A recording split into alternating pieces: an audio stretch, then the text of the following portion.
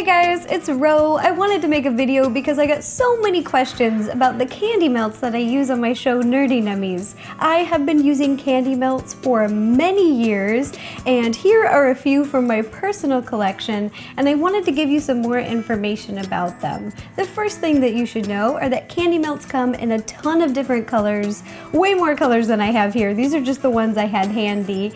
For example, we've got pink, red, orange, yellow, green, blue, brown, and I have some white, but I don't know where I put them right now. The second thing you should know about candy melts is they come in a bunch of different flavors. And again, these are not all of them. These are just the ones I had on hand, and they're so good. This one's my favorite. This is gingerbread. You guys know that gingerbread is one of my favorite, all-time favorite cookies. I love this flavor. And then we've got pumpkin spice, and these ones are really good for the holidays. Then we've got s'mores, cocoa mint, this one's real fresh, peanut butter, and marshmallows. You guys may recognize this, we just used it recently because we made Baymax cookie pops and we dipped them in marshmallow melts and bread melts to make our little cookies.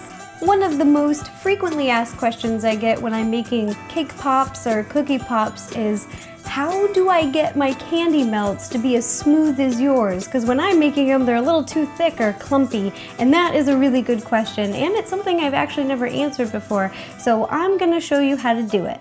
Now, to get a perfectly dipped dessert pop, the first thing you're gonna do is heat up your candy melts. I'm using some red ones, and you can either do them in the microwave or I'm using a little melting pot that I got over here. You just turn on the heat and heat them up. Once your candy melts are heated, sometimes they're a little bit thick, and my tip is to add a little bit of vegetable oil or some oil flakes. And I didn't know about these for a few years. I went a few years making cake pops and cookie pops without knowing that these existed. This changed my baking life, let's just say that. Our candy's heated up, as you can see, and it is really thick. Look at that, really thick. I'm going to show you the difference. So first, we're going to dip a little cake pop right into the melts. A little weird, but we still love them. It's okay, still yummy. And then we're going to add a little bit of the oil flakes, and I like to add them just a little bit at a time. I'll sprinkle a few in, and what this does is it thins out the consistency. It makes it a little bit smoother and easy to work with. And if you accidentally make it too thin, it becomes really watery, really thin.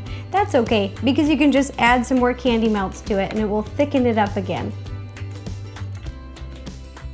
All right, look at that, much thinner. Ooh, ooh, nice. Now, we're gonna take our second pop, dip them in,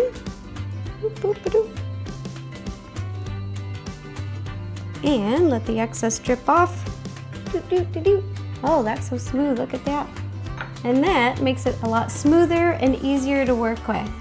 Another fun fact about candy melts is they can set at room temperature. So if you leave them out, they will completely set. And if you want them to set a little quicker, you can put them in the fridge. They're refrigerator safe too.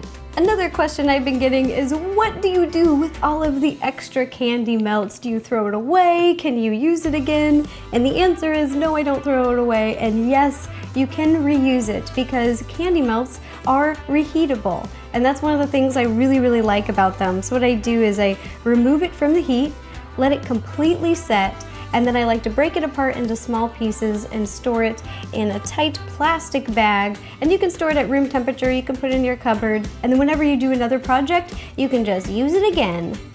You can use candy melts to make so many different kinds of treats. Over the years, I have made cake pops, cookie pops, Rice Krispie pops, candy molds, and I've even traced out cute little shapes onto the top of wax paper and placed them on top of cupcakes, cookies, and cakes.